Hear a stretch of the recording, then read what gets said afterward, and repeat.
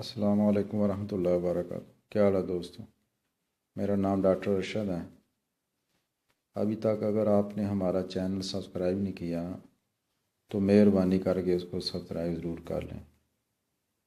یاد رکھیے، ہر خشک سرد اور ہر خشک گرم چیز جو ہیں یہ منی کو گاڑھا کرتی ہیں۔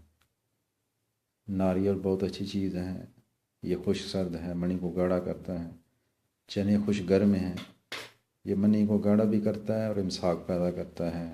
باجرہ، مکی، باجرہ کھائیں، مکی کھائیں، مکی کی روٹی کھائیں، بڑا گوشت کھائیں۔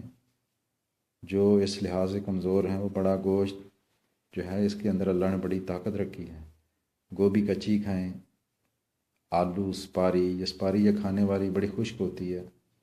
اور بڑھ کا دودھ یہ بڑا خشک ہوتا ہے، چائے کی پتی بھی خشک ہوتی ہے۔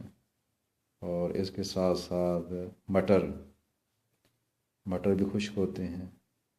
یہ چیزیں اگر آپ زیادہ استعمال کریں گے بطور خوراک، بطور علاج، تو آپ دیکھیں گے کہ چند دنوں کے اندر ہی آپ ایک اپنے اندر تبدیلی محسوس کریں گے، یعنی اس حوالے سے کافی امپرومنٹ ہوگی، آپ خود محسوس کریں گے۔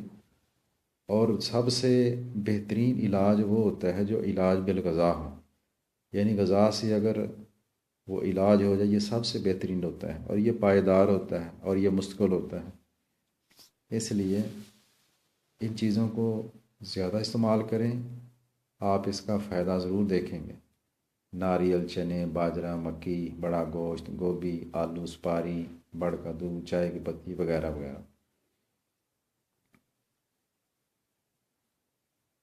اگر آپ کو ہمارا چینل یہ پسند آ رہا ہے اور کمنٹس دیا کریں، لائک ضرور کریں، اور اگر کوئی تجویز ہو تو وہ بھی کمنٹس میں لکھیں۔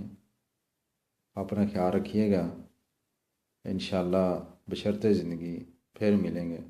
السلام علیکم ورحمۃ اللہ وبرکاتہ۔